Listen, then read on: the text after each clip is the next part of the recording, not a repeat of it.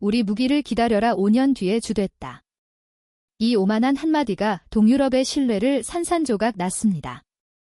단 2년 만에 탱크 2만 대가 증발한 우크라이나 전쟁. 폴란드는 다음은 우리 차례라는 공포에 휩싸였지만 독일과 프랑스는 이 비극조차 자신들의 질서를 공고히 할 법으로 계산했습니다. 그들은 믿었습니다. 무기가 절실한 동유럽 국가들이 결국 자신들의 손바닥 안에서 움직일 수밖에 없다고 말이죠. 하지만 이 완벽해 보이던 계산은 다 하나의 거대한 변수 앞에서 무너져 내립니다. 70년 동안 전쟁을 준비해온 나라 바로 대한민국입니다. 왜 동유럽은 국가의 운명을 한국에 걸었을까요? 그 진실을 지금 공개합니다. 어디서 듣고 계신가요? 구독과 좋아요 잊지 마세요. 회의실 문이 열리자마자 클라우스 베르너의 목소리가 들려왔습니다. 독일 방산정책 고문이었던 베르너는 탁자를 내리치며 분노를 표출하고 있었어요. 브뤼셀 나토 본부 회의실은 순식간에 긴장감으로 가득 해체했습니다. 프랑스 대표단이 제시한 군사 예산 증회관이 또다시 독일 측의 거센 반발에 부딪힌 순간이었죠. 베르너는 냉전이 끝난 지 30년이 지났는데 왜 여전히 과거의 망령에 사로잡혀 있느냐며 목소리를 높였습니다. 회의실 안에 공기가 무거워지는 걸 느끼면서 저는 노트북 화면만 응시했어요. 안녕하세요. 저는 에드워드 밀러입니다. 영국 출신이고 유럽안보전략연구소에서 선임연구원으로 근무하고 있어요. 지난 15년간 유럽의 안보정책을 분석하고 보고서를 작성하는 일을 해왔죠. 제 전문 분야는 냉전 이후 유럽 방위 산업의 변화였습니다. 그날도 저는 분기별 안보 동향 보고서를 작성하기 위해 브뤼셀에 출장을 온 상태였어요. 회의가 끝나고 복도로 나오자 베르너가 제게 다가왔습니다. 그는 만족스러운 표정으로 오늘 회의실의 결과가 예상대로였다고 말했어요. 군사비 증액은 또다시 무산되었고 유럽은 평화의 길을 계속 걸어갈 것이라는 확신에 찬 목소리였습니다. 저는 고개를 끄덕이며 동의를 표했죠. 사실 저 역시 그의 의견에 전적으로 공감하고 있었으니까요. 2009년 베를린 장벽 붕괴 이후 유럽은 완전히 새로운 시대로 접어들었습니다. 소련이라는 거대한 위협이 사라지면서 유럽 대륙 전체가 안도의 한숨을 내쉬었어요. 독일은 통일을 이루었고 동유럽 국가들은 차례로 민주주의 체제로 전환했습니다. 나토는 더 이상 군사동맹이 아닌 정치적 협력체로 변호해 가고 있었죠. 전쟁은 이제 박물관에나 어울리는 과거의 유물처럼 느껴졌습니다. 특히 독일과 프랑스는 이러한 변화를 주도했어요. 독일은 통일 이후 막대한 재정을 동독재건에 쏟아부으면서 국방 예산을 대폭 삭감했습니다. 프랑스는 유럽연합이 정치적 통합을 강화하는 데 모든 외교적 역량을 집중했죠. 두 나라 모두 군사력보다는 경제력과 외교력으로 평화를 유지할 수 있다는 믿음을 공유하고 있었습니다. 저 역시 그 믿음을 의심하지 않았어요. 연구소로 돌아온 저는 책상 앞에 앉아 지난 20년간의 유럽 방위 산업 통계를 다시 살펴봤습니다. 숫자들은 명확한 이야기를 들려주고 있었어요. 독일의 전차 생산량은 냉장 시절의 10분의 1 수준으로 줄어들었습니다. 프랑스의 군수공장 대부분은 민수용 제품을 생산하는 시설로 전환되었죠. 영국도 마찬가지였습니다. 방산기업들은 정부 발주가 급격히 줄어들자 해외 시장 개척에 나섰지만 성과는 미미했어요. 이런 변화가 잘못된 것이라고 생각하는 사람은 거의 없었습니다. 오히려 대부분의 전문가들은 이를 성숙한 민주주의 국가들의 자연스러운 선택이라고 평가했어요. 전쟁 대신 대화를, 무기 대신 투자를 선택한 현명한 결정이라는 것이었죠. 저도 그렇게 믿었습니다. 유럽은 이제 전쟁이 아닌 외교로 모든 갈등을 해결할 수 있는 단계에 이르렀다고 확신했어요. 런던 사무실 창밖으로 템스강이 보였습니다. 유유히 흐르는 강물처럼 유럽의 평화도 영원히 지속될 것만 같았어요. 저는 커피를 한 모금 마시며 보고서 작성을 이어갔습니다. 제목은 탈렌전 시대 유럽 방위 산업의 구조적 전환과 평화배당이었죠. 평화배당이라는 표현이 마음에 들었습니다. 전쟁에 쓰던 돈을 복지와 교육에 투자할 수 있게 된 것, 그것이야말로 진정한 승리가 아니겠어요. 다음 날 저는 파리로 향했습니다. 프랑스 국방부 산하 연구기관과의 공동 세미나에 참석하기 위해서였어요. 세미나 주제는 유럽의 집단 안보 체계와 미래였습니다. 발표자들은 하나같이 낙관적인 전망을 내놓았죠.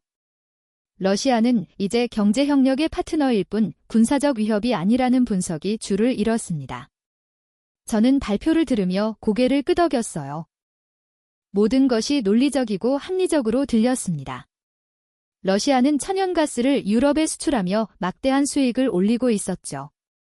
독일은 러시아 상가스에 대한 의존도를 해마다 높여가고 있었습니다. 경제적 상호의 존이 깊어질수록 전쟁의 가능성은 낮아진다는 것이 우리의 공통된 인식이었어요.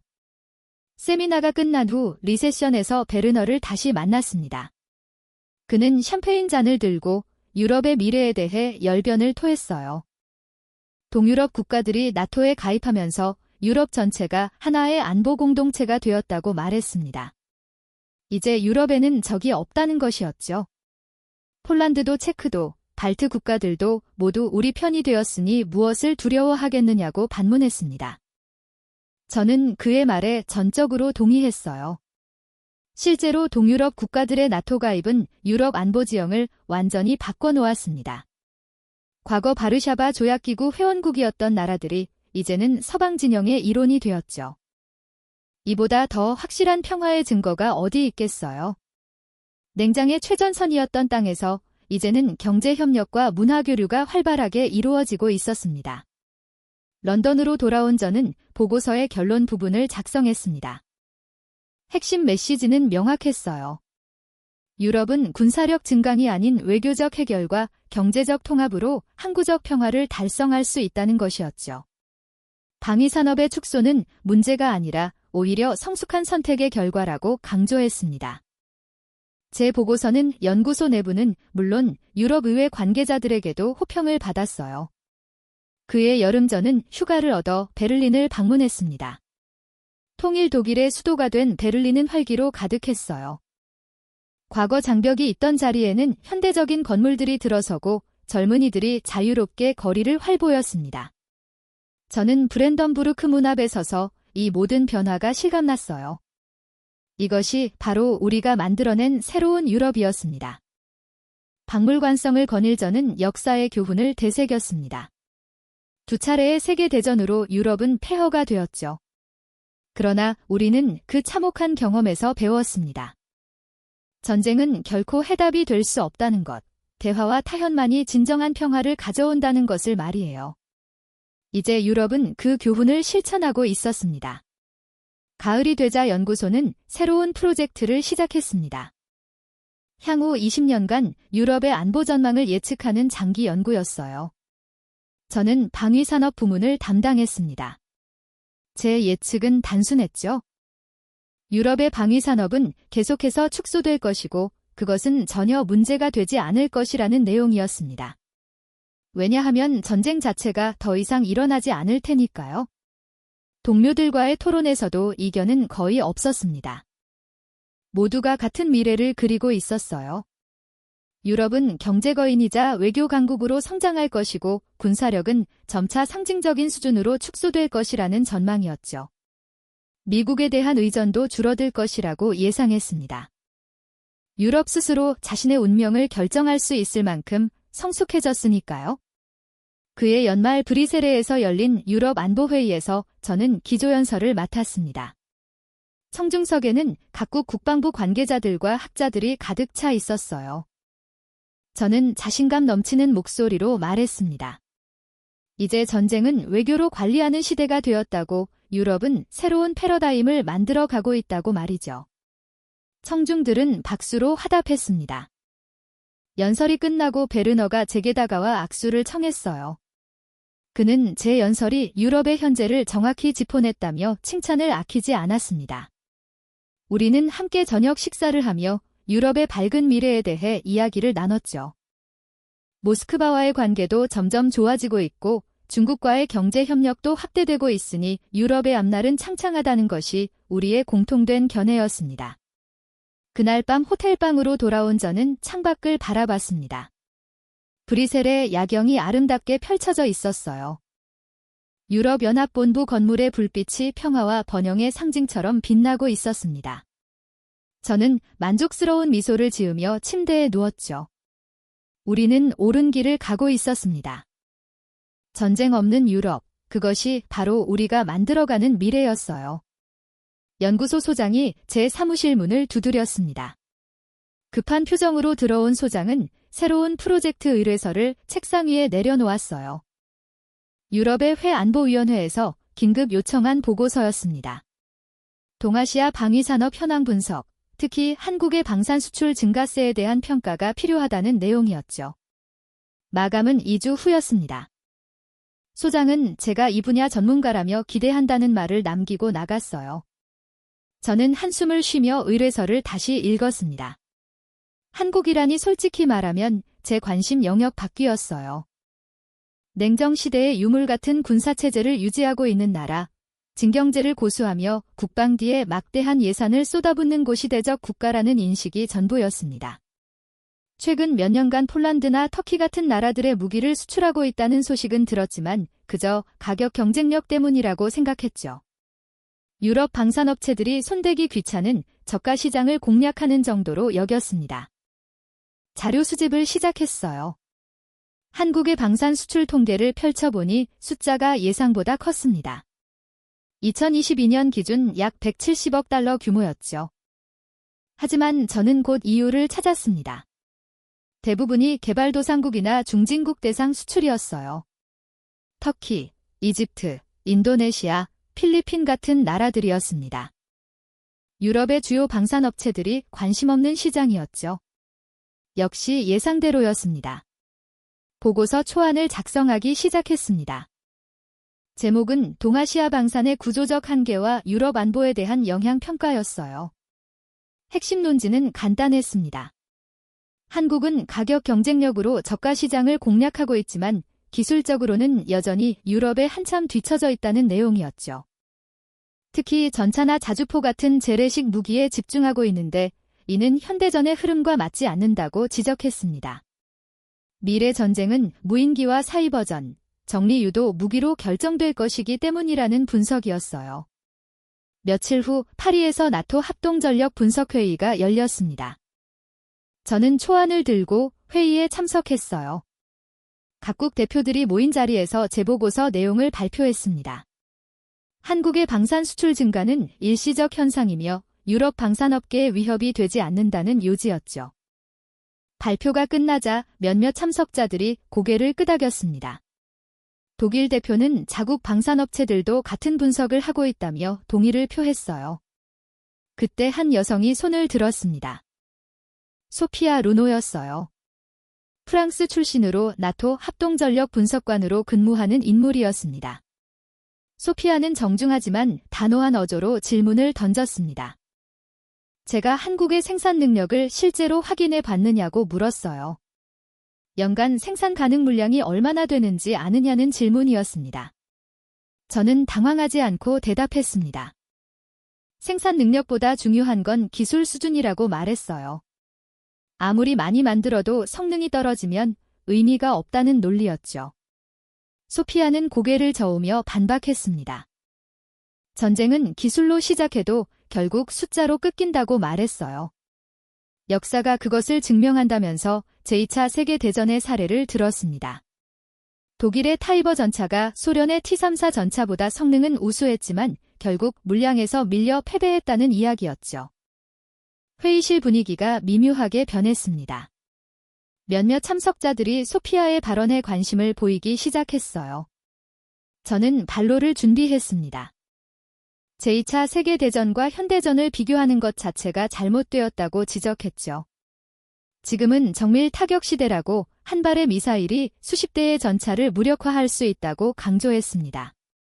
소피아는 그럼 그 미사일이 떨어졌을 때 보충할 재고는 어디 있느냐고 되물었어요. 순간 저는 말문이 막혔습니다. 소피아는 계속해서 날카로운 질문을 쏟아냈어요. 유럽의 주요 방산 업체들이 연간 생산할 수 있는 전차와 자주포가 몇 대냐고 물었습니다. 탄약 생산량은 얼마나 되느냐고도 했죠.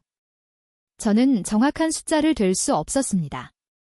그런 세부 사항까지 파악할 필요가 없다고 생각했으니까요. 중요한 건 기술력이지 생산량이 아니라고 믿었습니다. 소피아는 자료를 꺼내 보여주었습니다. 한국의 K2 전차 연간 생산 능력은 약 200대였어요. K9 자주포는 300문 이상이었습니다.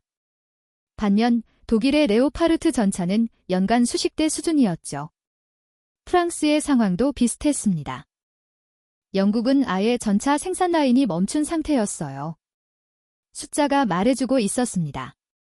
생산 능력 면에서 한국이 유럽 전체를 압도하고 있다는 사실을 말이에요. 저는 여전히 인정하고 싶지 않았습니다. 생산 능력이 높다고 해서 그게 실제 전장에서 통할 거라고 보장할 수 없다고 반박했어요. 한국군은 실전 경험이 없지 않느냐고 지적했습니다. 유럽 국가들은 아프가니스탄, 이라크, 리비아 등에서 실전을 치렀다고 강조했죠. 그런 경험이 쌓여 만들어진 무기체계와 단순히 공장에서 찍어낸 무기는 다르다는 주장이었습니다. 소피아는 한숨을 쉬었습니다. 그리고 조용히 말했어요. 실전 경험이 중요한 건 맞지만 전쟁이 터졌을 때 가장 필요한 건 당장 쓸 수 있는 무기라고 했습니다. 아무리 좋은 무기라도 없으면 소용없다는 말이었죠. 저는 그녀의 논리가 지나치게 단순하다고 생각했습니다. 전쟁을 물량의 문제로만 환원하는 건 위험한 발상이라고 여겼어요. 화의가 끝나고 복도에서 소피아를 다시 만났습니다. 그녀는 제게 다가와 조언을 건넸어요. 한국을 과소평가하지 말라고. 그들은 우리가 생각하는 것보다 훨씬 더 체계적으로 움직이고 있다고 말했습니다. 저는 듣는 척만 했죠. 속으로는 그녀가 지나치게 걱정하고 있다고 판단했습니다. 한국이 아무리 생산 능력이 좋아봤자 유럽의 기술력을 따라잡기는 어려울 거라고 확신했어요. 런던으로 돌아온 저는 보고서를 수정했습니다. 소피아의 지적을 일부 반영하기는 했지만 핵심 논지는 바꾸지 않았어요. 한국의 방산 수출 증가는 가격 경쟁력에 기반한 것이며 기술적 우위는 여전히 유럽이 가지고 있다는 내용을 유지했습니다. 다만 생산 능력 부분에 대한 언급을 추가했죠. 한국의 대량 생산 체계가 저가 시장에서는 경쟁력이 있을 수 있다는 정도로 표현했습니다. 보고서를 제출하고 며칠 후 동료 연구원들과 점심을 먹으며 이야기를 나눴습니다. 한 동료가 최근 폴란드가 한국 제모기를 대량으로 구매하기로 했다는 뉴스를 언급했어요. K2 전차 1000대 K9 자주포 600문 이상이라는 규모였습니다. 저는 어깨를 으쓱하며 폴란드는 원래 가성비를 중시하는 나라라고 말했죠. 독일제 레오파르트를 살 돈이 없으니 한국제를 선택한 것뿐이라고 평가했습니다. 하지만 속으로는 약간의 의구심이 들기 시작했어요. 1000대라는 숫자가 예상보다 컸습니다. 폴란드가 정말 단순히 가격 대본만에 그런 선택을 했을까 하는 생각이 들었죠. 하지만 곧 그 생각을 떨쳐냈습니다. 폴란드는 역사적으로 러시아에 대한 공포가 큰 나라였어요. 과도하게 군비를 확충하려는 건 그들의 오래된 습성이라고 스스로를 납득시켰습니다. 며칠 후 소피아에게서 이메일이 왔습니다. 그녀는 제 보고서를 읽었다며 의견을 보내왔어요. 여전히 생산 능력의 중요성을 과소평가하고 있다는 내용이었습니다. 전쟁이 터지면 첨단 기술도 중요하지만 결국 보급과 물량이 승패를 가른다고 강조했죠. 특히 장기전이 될 경우 생산 능력이 결정적 변수가 된다는 분석이었습니다.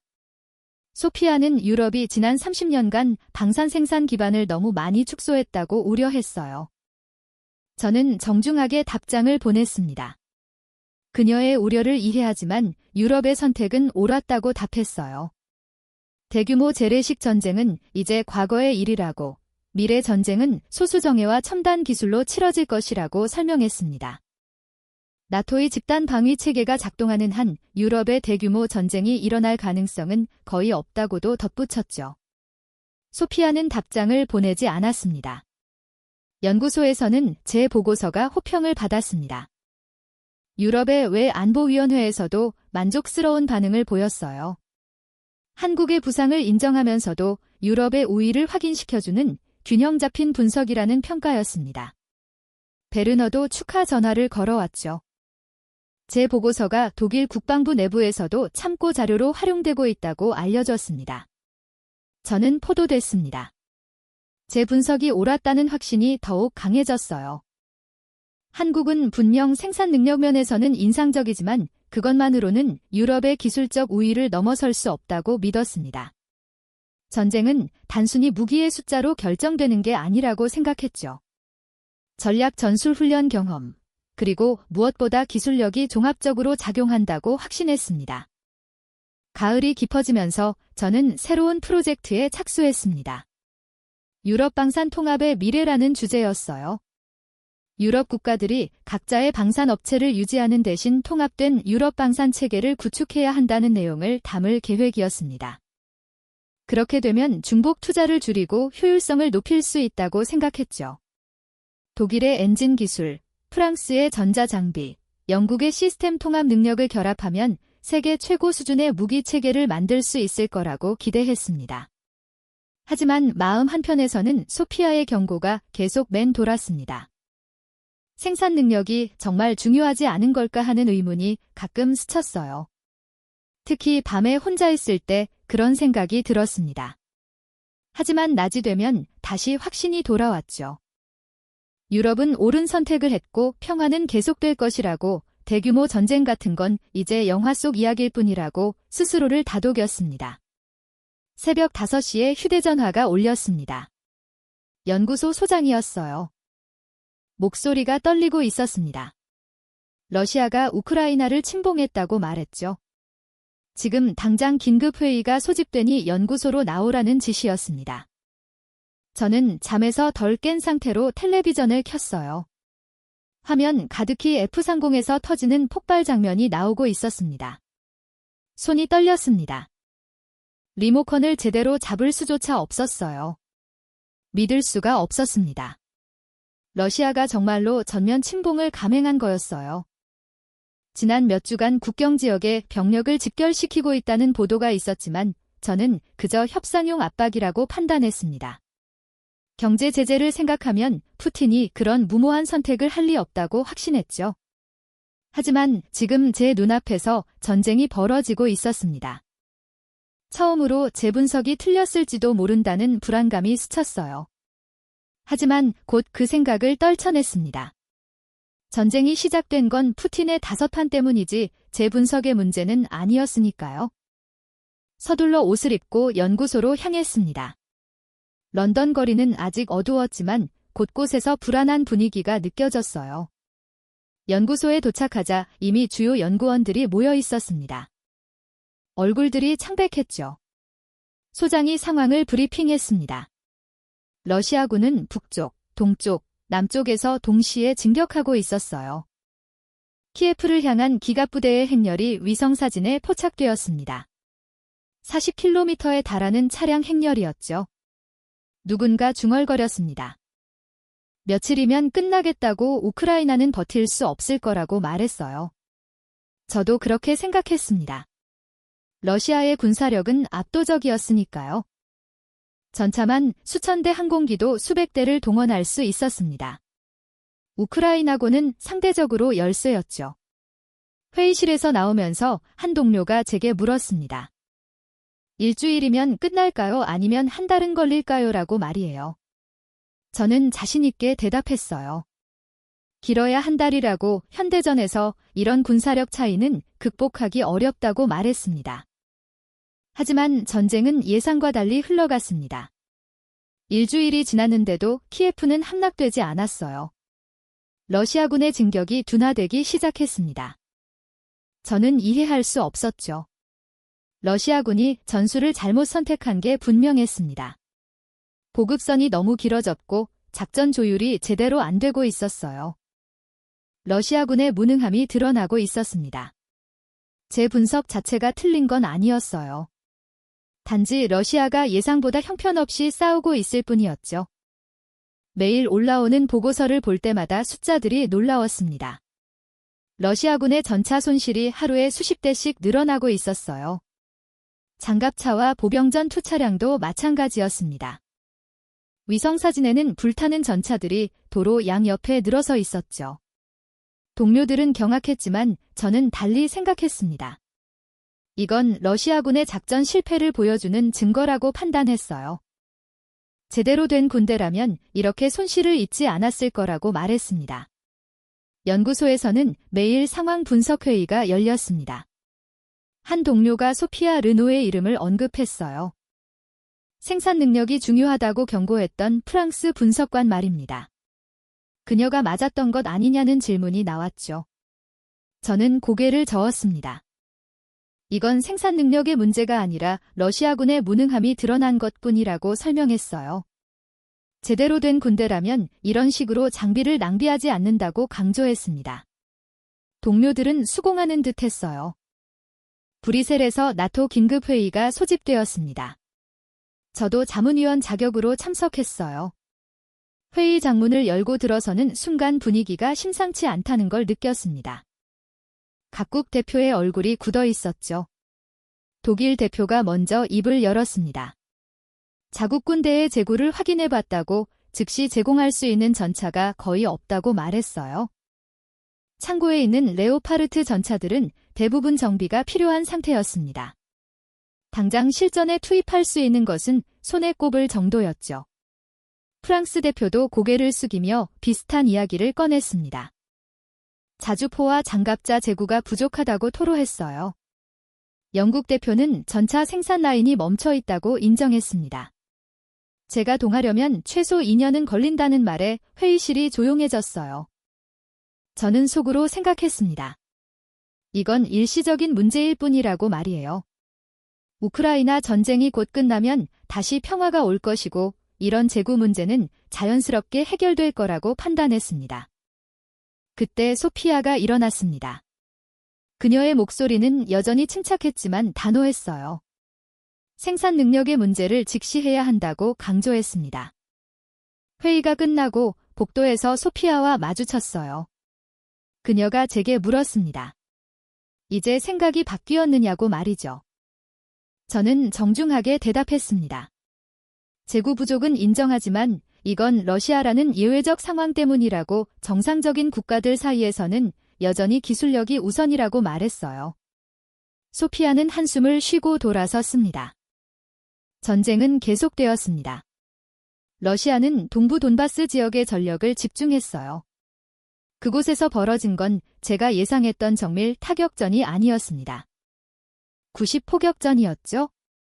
매일 수만 발의 포탄이 발사되었습니다. 저는 보고서를 읽으며 고개를 저었어요. 러시아가 21세기에 20세기 방식으로 싸우고 있다고 생각했습니다. 서방 국가들이라면 절대 이런 비효율적인 방식을 선택하지 않을 거라고 확신했죠. 연구소 소장이 저를 불렀습니다. 중간 보고서를 작성해 달라는 지시였어요. 저는 며칠간 자리를 정리하며 핵심 논지를 잡았습니다. 우크라이나 전쟁은 러시아군의 무능함을 드러낸 사례라고 현대적 군대라면 이런 식으로 싸우지 않는다고 썼어요. 전차 2만 대가 손실되었다는 통계도 포함시켰지만 이건 러시아의 작전 실패 때문이지 소모전 자체가 불가피했던 건 아니라고 분석했습니다. 제대로 된 군대라면 정리 타격과 기동전으로 훨씬 적은 손실로 목표를 달성할 수 있다고 결론 내렸죠. 보고서를 제출하고 동료들과 점심을 먹었습니다. 한 동료가 물었어요. 유럽의 재고 부족 문제는 어떻게 보느냐고 말입니다. 저는 대수롭지 않게 답했습니다. 한시적 문제라고 전쟁이 끝나면 천천히 보충하면 된다고 말했어요. 어차피 유럽의 대규모 전쟁이 일어날 가능성은 거의 없으니까요. 나토가 있는 한 러시아가 감히 유럽을 건드리지 못할 거라고 확신했습니다. 저녁에 혼자 사무실에 남아 창밖을 바라봤습니다. 템스강이 여전히 유유히 흐르고 있었어요. 우크라이나에서는 전쟁이 벌어지고 있지만 런던은 평화로 왔습니다. 저는 안도했죠. 유럽은 안전하다고 우크라이나 전쟁은 유럽과는 다른 세계의 이야기라고 생각했습니다. 러시아라는 예외적 케이스가 문제를 일으킨 것뿐이었어요. 서유럽의 평화와 우월함은 여전히 유효했습니다. 바로 샤바행 비행기가 착륙 태세에 들어갔습니다. 연구소 소장이 긴급하게 지시한 출장이었어요. 동유럽 국가들이 무기 구매를 급격히 늘리고 있는데 그 배경을 파악하라는 임무였습니다. 저는 솔직히 내키지 않았어요. 동유럽은 항상 러시아 위협을 과장하는 경향이 있다고 판단했으니까요. 하지만 데이터를 수집해야 했습니다. 그들의 히스테리를 객관적으로 분석하는 것도 제 일이었죠. 공항에서 안나 코발스카가 기다리고 있었습니다. 폴란드 국방의 떼청 실무 책임자였어요. 40대 중반으로 보이는 여성이었고 악수를 나누는 손에 힘이 있었습니다. 인사 같은 건 생략되었어요. 그녀는 곧바로 오늘 일정을 설명하기 시작했습니다. 국방부 회의 국경시찰 그리고 저녁에 특별한 자리가 준비되어 있다고 말했죠. 저는 노트북을 꺼내 메모를 시작했습니다. 차가 시내로 들어서자 바르셔바의 풍경이 눈에 들어왔습니다. 현대적인 고층 빌딩, 북적이는 쇼핑몰, 카페 테라스에 여유로운 사람들이었어요. 전형적인 유럽 도시였죠. 저는 속으로 생각했습니다. 이렇게 평화로운 곳에서 무슨 위기감을 느낀다는 건지 이해하기 어렵다고 말이에요. 안나가 갑자기 말했습니다. 저 건물들은 전쟁 후 재건되었다고 바르셔바는 한때 완전히 파괴되었다고 설명했어요. 저는 고개를 끄덕였습니다. 그건 팩트니까요. 하지만 그게 70년 전 이야기라는 것도 팩트였습니다. 국방부 회의실은 긴장된 분위기였습니다. 제 소개가 끝나자 한장성이 곧바로 질문을 던졌어요. 서유럽은 우리를 진짜로 도울 준비가 되어 있느냐고 물었습니다. 저는 침착하게 대답했어요. 나토 조약 5조 조항은 법적 의무라고 폴란드가 공격받으면 전 유럽이 대응한다고 말했습니다. 그러자 회의실에서 스노스미 들렸죠. 저는 그 반응을 노트에 기록했습니다. 나토에 대한 신뢰 부족 정서적 불안정이라고 적었어요. 다른 장성이 지도를 펼쳤습니다. 폴란드와 러시아 국경 사이의 거리를 가리키며 설명하기 시작했어요. 전차 부대가 이동하는데 며칠이면 충분하다고 나토 증원군이 도착하기 전에 전쟁이 끝날 거라고 말했습니다. 저는 반박했죠. 신속대 응군 체계가 있다고 공중 지원도 즉각 투입된다고 설명했습니다. 하지만 그들은 고기를 저었어요.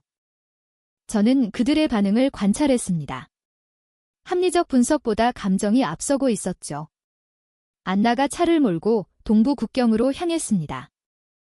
이동하는 내내 저는 노트북으로 오전 회의 내용을 정리했어요. 안나는 침묵했습니다. 차창 밖으로 평화로운 농촌 풍경이 펼쳐졌죠. 저는 생각했습니다. 이 평화로운 땅에서 전쟁을 상상한다는 게 얼마나 비현실적인지 말이에요. 국경 초소에 도착했습니다. 한 중량이 우리를 맞이하며 관측소로 안내했어요. 상안경을 건네주며 벨라로스 쪽을 보라고 했습니다. 저는 렌즈에 눈을 댔어요. 철조망 너머 몇 킬로미터 떨어진 곳에 군사시설이 보였습니다. 전차들이 주둔하고 있었죠. 중량이 설명했습니다. 러시아군 장비라고 언제든 이쪽으로 넘어올 수 있다고 말했어요. 저는 상안경을 내려놓으며 냉정하게 분석했습니다. 저 전차들이 움직이려면 보급선이 필요하고 공중 우세를 확보해야 한다고 나토의 감시망을 뚫는 건 불가능하다고 설명했어요. 중량은 제 눈을 똑바로 바라봤습니다. 그의 눈빛이 차가웠죠. 그리고 천천히 물었습니다. 독일 젊은이들이 정말 폴란드를 위해 총을 들 거라고 믿느냐고 말입니다. 저는 대답했어요. 그건 믿음의 문제가 아니라 조약의 문제라고 말했습니다. 하지만 중량은 고개를 저었어요. 호텔의 짐을 풀고 저녁 약속 장소로 향했습니다. 안나가 마련한 자리였어요. 작은 레스토랑 개인실에 들어서자 이미 여러 사람들이 모여 있었습니다. 발트 3국 루마니아, 체코에서 온 국방 관계자들이었죠. 비공식 자리라고 했습니다. 저는 녹음기를 켰어요. 이런 솔직한 대화가 오히려 좋은 데이터가 될 수 있었으니까요. 에스토리아 관계자가 먼저 입을 열었습니다. 목소리가 떨리고 있었어요. 에스토리아 인구는 130만밖에 안 된다고 러시아가 마음먹으면 하루 만에 점령할 수 있다고 말했습니다. 저는 메모했습니다. 인구 규모에 대한 과도한 불안감이라고 적었죠. 리투아니아 관계자가 이어서 수발키 회랑을 언급했어요. 100km도 안 되는 좁은 통로라고 러시아가 차단하면 발트 3국이 고립된다고 설명했습니다. 루마니아 관계자는 몰도와 루트를 걱정했습니다. 우크라이나가 무너지면 도미노처럼 자신들도 위험하다고 말했어요. 저는 그들의 이야기를 들으며 관찰했습니다. 이건 군사 전략 논의가 아니었어요. 집단 패닉에 가까웠습니다. 합리적 계산이 아니라 감정적 반응이었죠. 저는 계속 메모했습니다. 이 데이터는 보고서에 유용할 거였어요. 안나가 테이블에 손을 집으며 일어났습니다. 그녀의 목소리가 떨렸어요. 우크라이나 부차에서 벌어진 일을 보라고 민간인 학살과 고문을 생각해보라고 말했습니다. 그리고 외쳤죠. 저것이 우리의 미래가 될 수 있다고 우크라이나 다음은 우리 차례라고 말했습니다. 그녀의 눈에 눈물이 맺혀 있었어요. 저는 냉정하게 그녀를 바라봤습니다. 그녀의 눈물보다 제압의 데이터가 더 중요했으니까요. 저는 침착하게 입을 열었습니다. 안나, 당신들의 트라우마는 이해합니다만 감정은 전략을 가릴 뿐이라고 말했어요. 폴란드는 나토의 보호를 받는 회원국이고 러시아는 자멸하지 않는 한 우리를 공격하지 못한다고 설명했습니다. 그리고 덧붙였죠. 당신들이 지금 보여주는 건 안보 위기가 아니라 역사적 결핍에서 오는 히스테리에 가깝다고 말했습니다. 회식 자리가 차갑게 식었습니다. 중량의 눈빛은 살기등등해졌고 안나는 입을 굳게 다물었어요. 저는 개의치 않았습니다. 제 역할은 그들을 위로하는 게 아니라 사실을 분석하는 거였으니까요. 몇 분간 침묵이 흐른 후 사람들이 하나 둘 자리를 떠나기 시작했습니다. 저는 노트북을 정리하며 오늘 수집한 데이터를 확인했어요. 호텔로 돌아온 저는 곧장 책상 앞에 앉았습니다. 오늘 들은 이야기들을 현상별로 분류하기 시작했어요. 국경 위협 인식, 나토 신뢰도 결여 과거 트라우마의 영향 같은 항목들이었습니다. 그들에게는 절박한 공포겠지만 제 보고서에는 동유럽의 정치적 불안 요인이라는 짧은 주석으로 정리될 뿐이었어요. 키보드를 두드리며 결론을 작성했습니다. 동유럽은 지금 이성적인 안보 판단 능력을 상실했다고 적었어요. 이 과도한 공포를 이용해 유럽 방산 시장의 질서를 재편할 필요가 있다고 썼습니다. 그들의 불안은 진짜였지만 그것은 합리적 계산이 아니라 과거에서 벗어나지 못한 약속국들의 팬이 일뿐이었죠. 창밖으로 바로샤바의 야경이 보였습니다. 평화로운 불빛들이 도시를 밝히고 있었어요. 저들은 저 빛이 내일 꺼질까 전전 궁금하지만 저는 알고 있었습니다. 이 평화의 열쇠는 저들이 아니라 우리 런던과 베를린과 파리가 주고 있다는 것을 말이에요. 나토의 전략을 결정하는 건 동유럽이 아니라 서유럽이었습니다. 저는 만족스러운 미소를 지으며 보고서를 저장했어요. 내일 아침 런던으로 돌아가면 이 데이터를 바탕으로 제대로 된 분석을 완성할 수 있을 거였습니다. 런던 히드로 공항에 도착하자마자 연구소로 직행했습니다. 소장이 긴급회의를 소집했다는 연락을 받았어요. 바로샤바에서 수집한 데이터가 벌써 베를린과 파리에 공유되었다고 했습니다. 회의실에 들어서니 베르너가 벌써 와 있었어요. 그는 제 보고서를 출력해서 손에 들고 있었습니다. 만족스러운 표정이었죠. 베르너가 먼저 입을 열었습니다. 밀러 자네 보고서가 정확하다고 말했어요. 동유럽의 패닉 상태를 잘 분석했다고 칭찬했습니다. 저는 고개를 끄덕였죠. 감사합니다만 이건 단순한 관찰 결과일 뿐이라고 대답했습니다. 베르너는 웃었어요. 그리고 말했습니다. 이제 우리가 할 일은 이 패닉을 어떻게 활용할 것인가라고 말했죠. 회의가 시작되었습니다. 프랑스 국방부에서 온 고위 관계자가 화상으로 참여했어요. 독일 연방군 전략연구소 소장도 연결되어 있었습니다. 소장이 제게 바로샤바 출장 내용을 갈레피 브리핑하라고 지시했어요. 저는 준비한 슬라이드를 띄웠습니다. 폴란드와 발트 국가들의 과도한 위협인식, 나토에 대한 불신, 역사적 트라우마의 영향 같은 내용들이었죠. 프랑스 관계자가 질문했습니다. 그들이 정말로 대안을 찾을 수 있다고 생각하느냐고 물었어요. 저는 단호하게 대답했습니다. 불가능하다고 말했죠. 동유럽 국가들이 자체적으로 방산 능력을 갖추는 건 최소 10년 이상 걸린다고 설명했습니다. 기수도 없고 산업 기반도 없다고 덧붙였어요. 결국 그들은 우리에게 돌아올 수밖에 없다고 결론 내렸습니다. 베르너가 박수를 쳤습니다. 정확하다고 말했어요. 그리고 덧붙였죠. 이제 우리가 해야 할 일은 그들의 불안을 관리하는 것이라고 말했습니다. 공포는 인정하되 선택지는 우리가 제시하는 거라고 설명했어요. 독일의 레오파르트, 프랑스의 루클레르, 영국의 챌린저 같은 검증된 무기체계 많이 진정한 해답이라고 강조했습니다. 저는 한 가지를 추가했습니다. 동유럽이 서두르고 있다는 점도 우리에게 유리하다고 말했어요.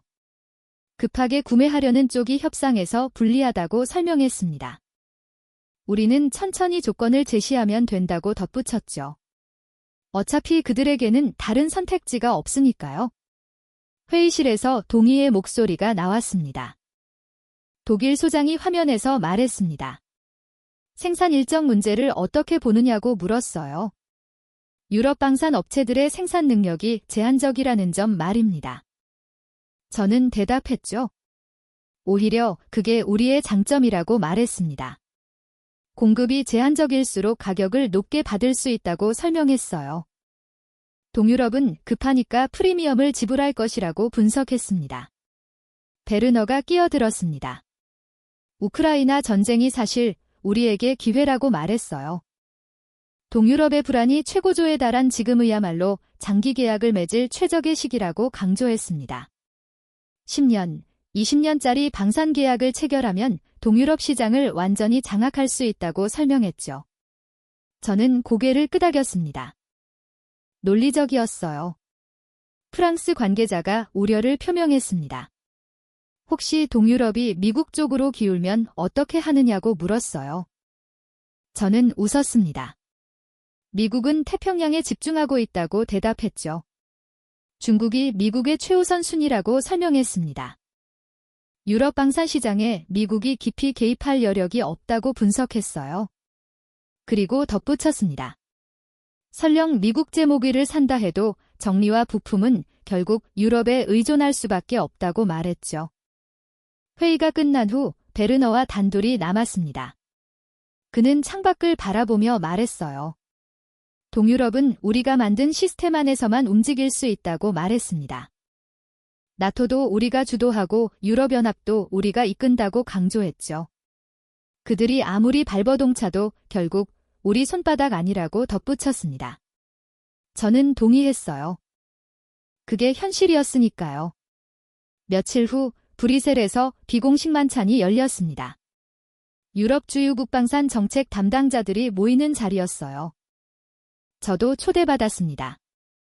레스토랑 개인실에 들어서자 익숙한 얼굴들이 보였죠. 독일, 프랑스, 이탈리아, 스페인에서 온 관계자들이었습니다. 영국 국방부 차관도 와 있었어요. 식사가 시작되자 자연스럽게 이야기가 흘러갔습니다. 한 프랑스 관계자가 폴란드의 무기 구매 계획을 언급했어요. 규모가 상당하다고 말했습니다. 독일 관계자가 웃으며 대답했죠. 규모보다 중요한 건 그들이 누구에게 살 수밖에 없느냐는 거라고 말했습니다. 테이블에서 웃음이 터졌어요. 이탈리아 대표가 물었습니다. 동유럽이 자체 생산을 시도하면 어떻게 하느냐고 말이에요. 베르너가 포크를 내려놓으며 대답했습니다. 불가능하다고 단언했죠. 현대 무기체계는 수십 년간 축적된 기술이 필요하다고 설명했습니다. 동유럽이 그걸 따라잡으려면 천문학적 투자와 시간이 필요하다고 강조했어요. 그 사이에 러시아 위협은 계속되니 결국 우리에게 올 수밖에 없다고 덧붙였습니다. 저는 한 가지를 추가했습니다. 설령 그들이 시도한다 해도 우리가 핵심 부품 공급을 통제하면 된다고 말했어요. 엔진, 전자장비, 정밀 유도 시스템 같은 핵심 기술은 여전히 우리가 주고 있다고 설명했습니다. 영국 차관이 고개를 끄덕였어요. 바로 그거라고 말했습니다. 스페인 관계자가 조심스럽게 물었습니다. 하지만 우크라이나 전쟁을 보면 생산 속도가 중요하지 않느냐고 말이에요. 동유럽이 그 점을 문제 삼으면 어떻게 하냐고 물었습니다. 베르너가 와인 잔을 들며 대답했죠. 그래서 우리가 생산 라인을 점진적으로 확대하고 있지 않느냐고 반문했습니다. 천천히 하는 게 중요하다고 덧붙였어요. 급하게 하면 품질이 떨어진다고 강조했습니다. 저는 속으로 생각했습니다. 사실 천천히 하는 이유는 다른 데 있었어요. 공급을 제한해야 가격을 높게 받을 수 있었습니다. 대량 생산 체계를 갖추면 가격 경쟁이 시작될 테니까요. 하지만 그런 말을 굳이 할 필요는 없었죠. 모두가 알고 있는 사실이었으니까요. 디저트가 나올 때쯤 프랑스 관계자가 말했습니다. 결국 선택지는 우리뿐이라고 말했어요. 동유럽이 아무리 다른 곳을 찾아봐도 유럽 밖에서 신뢰만한 공급자는 없다고 강조했습니다. 미국은 너무 멀고 아시아는 검증되지 않았다고 덧붙였죠. 테이블에 앉은 사람들이 동의했습니다.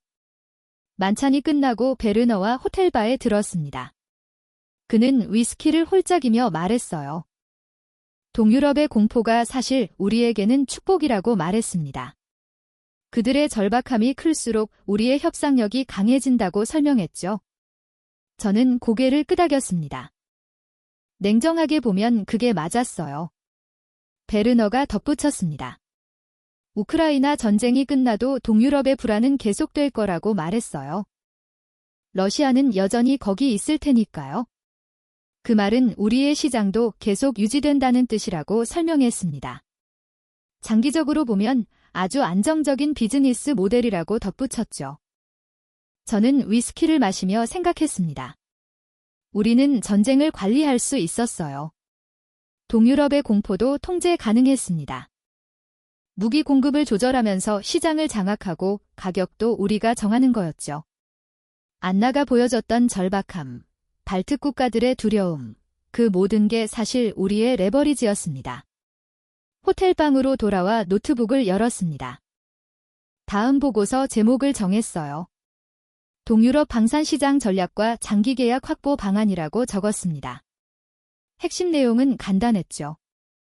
동유럽의 불안을 인정하드의 해결책은 우리가 독점한다는 것이었습니다. 그들에게는 선택의 여지가 없었어요. 창밖으로 브뤼셀을 야경이 보였습니다. 유럽연합본부 건물에 불빛이 밝게 빛나고 있었어요. 저는 만족스러웠습니다. 유럽의 미래는 여전히 우리 손에 있었죠. 동유럽이 아무리 발버둥쳐도 결국 이 시스템 안에서 움직일 수밖에 없었습니다. 저는 보고서 작성을 시작했어요. 모든 게 계획대로 흘러가고 있었습니다. 베를린에서 긴급회의 소집 통보가 왔습니다. 독일 국방부 주최였어요. 우크라이나 무기 지원 확대 방안을 논의한다는 내용이었습니다. 저는 유로스타를 타고 베를린으로 향했죠. 기차 안에서 받은 사전 자료를 읽으며 고개를 끄덕였습니다. 독일이 드디어 제대로 된 전략을 내놓는구나 싶었어요. 베를린 국방부 회의실은 평소보다 많은 사람들로 붐볐습니다. 각국 대표들이 모여 있었어요. 독일, 프랑스, 영국은 물론이고 폴란드, 체코, 슬로바키아 대표들도 와 있었습니다. 베르너가 저를 보고 손질했죠. 그는 자신감 넘치는 표정이었습니다. 오늘 발표할 방안이 모두를 만족시킬 거라고 귓속 말했어요. 독일 국방장관이 단상에 올라 프레젠테이션을 시작했습니다. 링스와 프로그램이라는 제목이 화면에 떴어요. 개념은 단순했습니다. 동유럽 국가들이 보유한 구소련제 무기를 우크라이나에 제공하고 독일을 비롯한 서유럽 국가들이 최신형 서방 무기로 교체해준다는 내용이었죠. 저는 메모를 시작했습니다. 논리적이었어요. 장관이 설명을 이어갔습니다. 폴란드와 체코가 가진 소련제 전차나 자주보는 우크라이나군이 즉시 운영할 수 있다고 말했어요. 교육이 필요 없다는 장점이 있다고 강조했습니다. 반면 서방 제무기는 교육에 시간이 걸리니 비효율적이라고 덧붙였죠. 그러니 동유럽에 구형 무기를 먼저 보내고 독일이 레오파르트로 보충해주겠다는 제안이었습니다. 폴란드 대표가 손을 들었습니다. 언제 보충받을 수 있느냐고 물었어요. 장관이 잠시 멈춰냈습니다. 그리고 대답했죠. 생산 일정을 고려하면 약 5년 정도 소요될 것 같다고 말했습니다. 회의실이 조용해졌어요. 5년이라는 숫자가 공기 중에 떠돌았습니다. 체코 대표가 끼어들었습니다. 목소리에 날이 서 있었어요. 5년이면 전쟁이 어떻게 될지 모르는데 지금 당장 우리 무기를 내놓으라는 뜻이냐고 물었습니다. 페르너가 진정시키려 했어요. 우크라이나를 돕는 게 유럽 전체의 안보에 도움이 된다고 설명했습니다. 하지만 체코 대표는 고개를 저었죠. 슬로바키아 대표가 일어섰습니다. 그는 차분하게 질문했어요. 만약 그 5년 사이에 러시아가 우리를 공격하면 어떻게 하느냐고 물었습니다. 우리는 무엇으로 막느냐고 반문했죠. 프랑스 대표가 대답했습니다. 나토가 있지 않는 야구 집단 방위 체계가 작동한다고 말했어요. 슬로바키아 대표는 비우셨습니다. 그 나토군이 도착하기 전에 우리는 이미 점령당할 거라고 답했죠. 저는 상황을 관찰했습니다. 동유럽 대표의 얼굴이 굳어가고 있었어요. 폴란드 대표가 다시 발언권을 요청했습니다. 그는 테이블을 손으로 집으며 말했어요. 우리는 지금 러시아 국경에서 몇백 킬로미터 밖에 떨어져 있지 않다고 당장 내일이라도 위협이 닥칠 수 있다고 강조했습니다. 그런데 우리 창고를 비우고 5년을 기다리라는 게 말이 되느냐고 따졌죠. 페르너가 일어나 설명하려 했습니다. 독일의 생산 능력에 한계가 있다고 최대한 빨리 진행하겠지만 품질을 보장하려면 시간이 필요하다고 말했어요. 폴란드 대표가 끼어들었습니다. 그럼 우리 너로 어떻게 하라는 거냐고 무방비 상태로 5년을 버티라는 거냐고 소리쳤습니다. 독일 장관이 진화에 나섰습니다. 일부는 먼저 제공할 수 있다고 양보했어요. 하지만 전량을 즉시 보충하기는 어렵다고 말했습니다. 폴란드 대표가 물었죠. 일부가 얼마냐고 우리가 내놓는 게 200대인데 먼저 받는 건 몇 대냐고 따졌습니다. 장관이 머뭇거렸어요. 약 30대 정도라고 대답했습니다. 회의실이 술렁거렸습니다. 체코 대표가 자리에서 일어났어요. 이건 수합이 아니라 약탈이라고 말했습니다. 우리 창고를 비우고 나중에 보충하겠다는 약속만 받으라는 거냐고 따졌죠.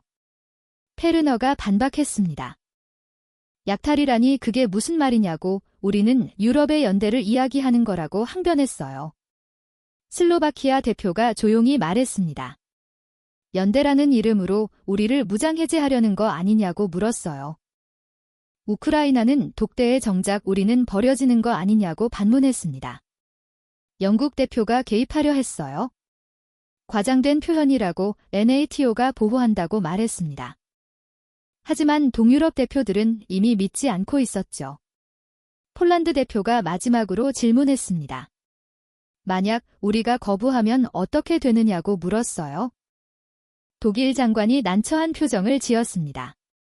그건 유럽 연대에 대한 배신으로 비칠 수 있다고 조심스럽게 말했죠. 폴란드 대표가 웃었습니다. 차가운 웃음이었어요. 배신은 누가 하는 건지 모르겠다고 말했습니다. 휴식 시간이 선언되었습니다.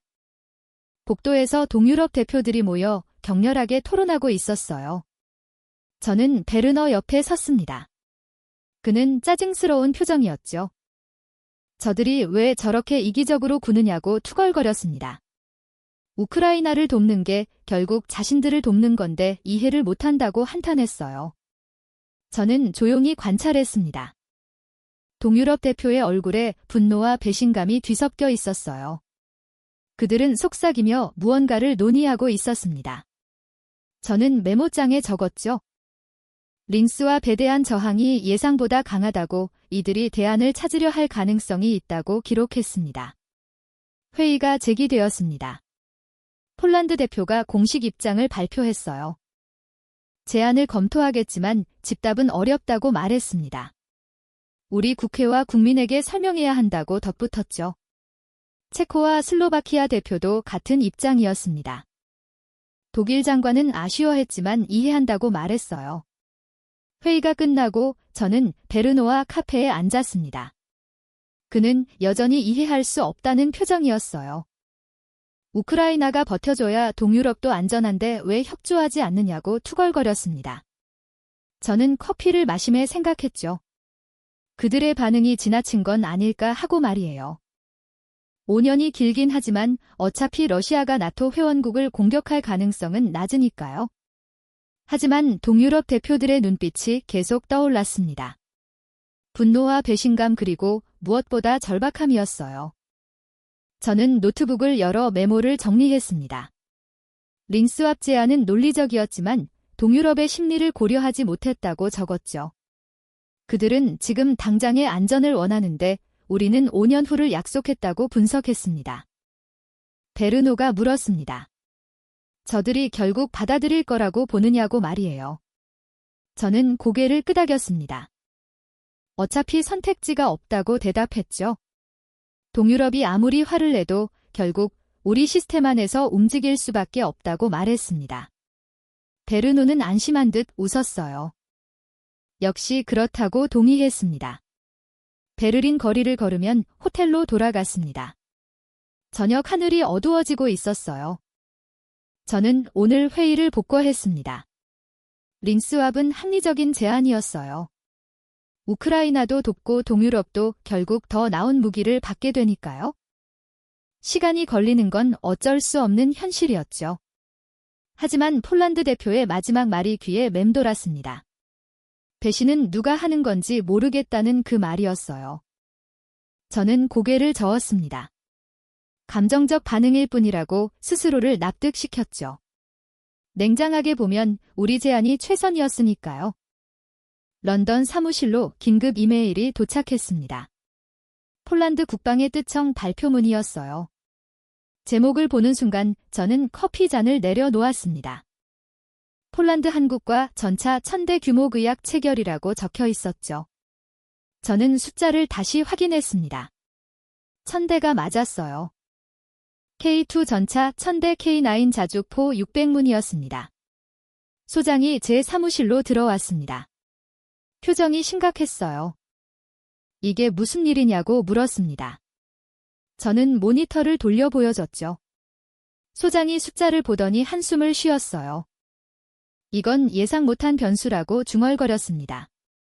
저는 고개를 끄덕였지만 속으로는 당황스러웠어요. 1000대라는 규모가 너무 컸습니다. 베르너에게 전화를 걸었습니다. 그는 이미 소식을 들었다고 말했어요. 목소리에 짜증이 묻어났습니다. 폴란드가 감정적으로 행동하고 있다고 투덜거렸죠. 한국제 무기 같은 걸 산다는 게 말이 되느냐고 반문했습니다. 저는 대답하지 않았어요. 사실 저도 이해가 안 됐으니까요. 오후에 긴급 파상회의가 소집되었습니다. 유럽 주요국 방산 담당자들이 모두 접속했어요. 화면에는 긴장한 얼굴들이 가득했습니다. 독일 대표가 먼저 입을 열었죠. 이건 일시적 현상 일뿐이라고 말했습니다. 폴란드가 링스왑 거부에 대한 압박을 피하려고 허세를 부리는 거라고 분석했어요. 프랑스 대표가 반박했습니다. 계약서에 이미 사명이 들어갔다고 지적했어요. 단순한 허세가 아니라 실제 계약이라고 강조했습니다. 회의실이 조용해졌죠. 저는 자료를 찾아봤습니다. 계약 조건이 눈에 들어왔어요. 1년 내 납품 시작 3년 내 완료였습니다. 영국 대표가 물었습니다. 한국이 그 물량을 정말 생산할 수 있느냐고 말이에요. 저는 예전에 작성했던 한국방산 보고서를 다시 열었습니다. 생산 능력 부분을 확인했죠. 연간 200대 이상 생산 가능하다고 적혀 있었어요. 숫자상으로는 가능했습니다. 저는 입을 다 물었어요. 베르너가 화면에서 말했습니다. 품질이 문제라고 지적했어요. 한국제 무기는 검증되지 않았다고 강조했습니다. 실전 경험도 없고 유럽 표준에도 맞지 않는다고 덧붙였죠. 하지만 독일 국방부 분석관이 자료를 제시했습니다. 한국제 무기의 성능평가 결과였어요. 레오파르트와 비교해도 뒤지지 않는다는 내용이었습니다. 회의가 끝나고 저는 자리에 앉아 생각했습니다. 한국이라는 변수를 과소평가했던 게 아닐까 하는 의구심이 들었어요. 하지만 곧 고개를 저었습니다. 폴란드 하나가 한국제를 산다고 해서 큰 문제는 아니라고 판단했죠. 여전히 대부분의 유럽 국가들은 우리 무기를 선택할 거였습니다. 며칠 후 또 다른 뉴스가 터졌습니다. 루마니아가 한국과 협상을 시작했다는 소식이었어요. K9 자주포 100문 이상을 구매한다는 내용이었습니다. 저는 모니터를 응시했죠. 이건 우연이 아니었습니다. 동유럽 국가들이 움직이고 있었어요. 베르너가 런던으로 날아왔습니다. 우리는 사무실에서 마주 앉았어요. 그는 여전히 확신에 차 있었습니다. 이건 일시적 반발일 뿐이라고 말했죠. 한국이 유럽 시장에서 우리를 대체할 수는 없다고 강조했습니다. 저는 고개를 끄덕였어요. 하지만 속으로는 불안했습니다. 그날 저녁 안나에게서 이메일이 왔습니다. 짧은 내용이었어요. 우리는 당신들이 주지 않는 것을 찾았다고 적혀 있었습니다. 저는 이메일을 읽으며 미간을 찌푸렸죠. 그녀가 무슨 말을 하는 건지 이해할 수 없었습니다. 우리가 주지 않은 게 뭐가 있다는 건지 의문이었어요. 다음 날 폴란드 언론 인터뷰 기사가 번역되어 올라왔습니다. 안나의 인터뷰였어요. 그녀는 명확하게 말했습니다. 한국은 무기만 파는 게 아니라 기수도 준다고 폴란드에서 생산할 수 있게 도와준다고 설명했죠. 기술 이전이라는 단어가 눈에 박혔습니다. 저는 자리에서 일어나 창밖을 바라봤습니다. 기술 이전이라니 그게 말이 되는 건가 싶었어요. 현대 무기체계 핵심 기술을 넘겨준다는 게 상식적으로 이해가 안 됐습니다. 하지만 기사는 계속 이어졌어요. 한국은 폴란드 내 생산 라인 구축을 지원하고 부품 현지화도 돕는다고 적혀 있었습니다. 소장과 긴급 면담을 했습니다. 그는 심각한 표정이었어요. 이건 우리가 예상한 시나리오가 아니라고 말했습니다. 단순히 무기를 파는 게 아니라 생산 능력 자체를 이전하는 거라고 지적했죠. 그 말은 동유럽이 우리에게 영구적으로 의존하지 않아도 된다는 뜻이었습니다. 저는 반박하려 했습니다. 하지만 기술 이전이 완료되려면 최소 10년은 걸린다고 말했어요. 그 사이에 우리가 대응할 시간은 충분하다고 주장했습니다. 소장은 고개를 저었어요.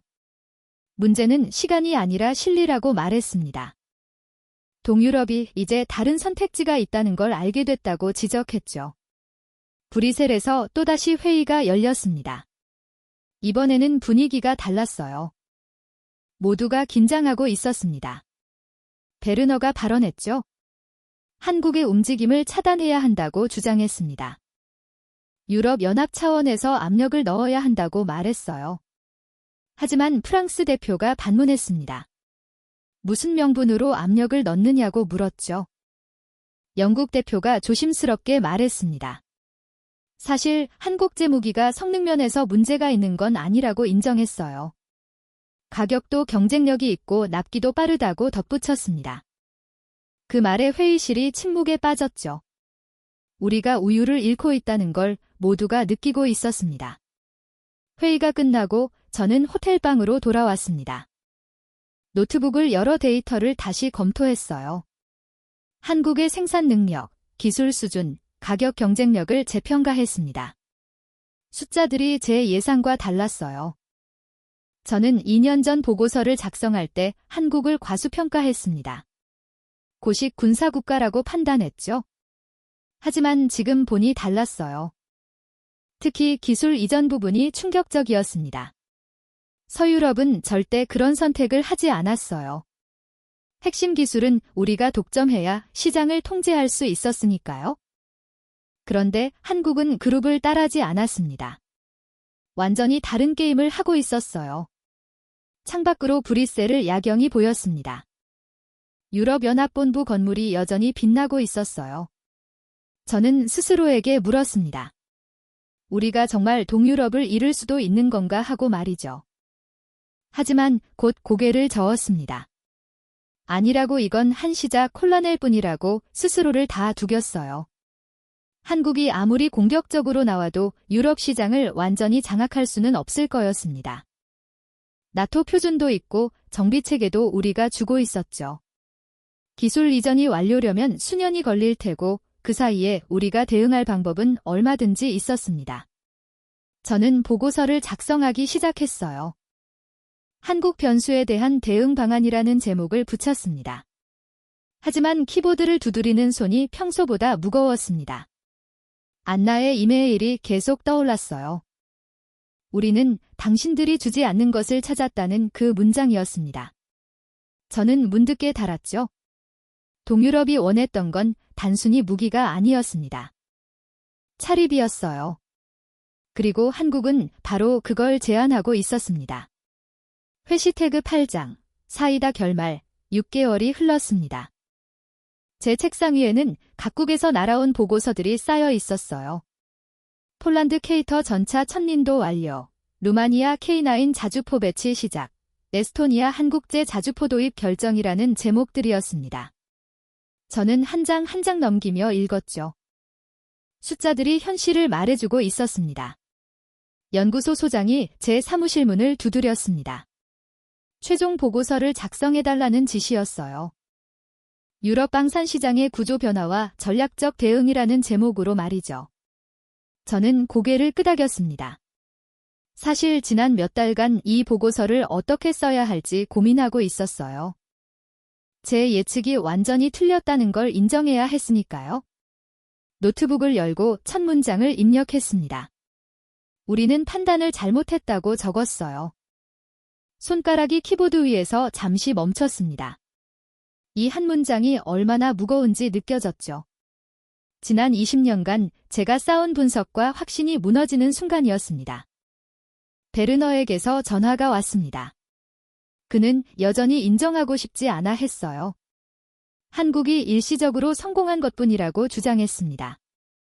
장기적으로 보면 우리가 여전히 우위라고 강변했죠. 저는 대답하지 않았습니다. 대신 최근 통계를 이메일로 보냈어요. 동유럽 신규 방산 계약의 60%가 한국으로 향하고 있다는 자료였습니다.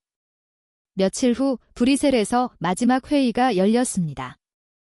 유럽 방산업계 주요 인사들이 모두 모였어요. 분위기는 침울했습니다. 독일 대표가 먼저 현황을 보고했죠. 레오파르트 소주가 급감했다고 인정했습니다. 프랑스도 마찬가지였어요. 동유럽 시장에서 밀려나고 있다고 인정했습니다. 영국 대표가 질문했습니다. 도대체 뭐가 문제였냐고 물었어요. 저는 손을 들었습니다. 허락을 받고 이루어졌죠. 모든 시선이 제게 쏠렸습니다.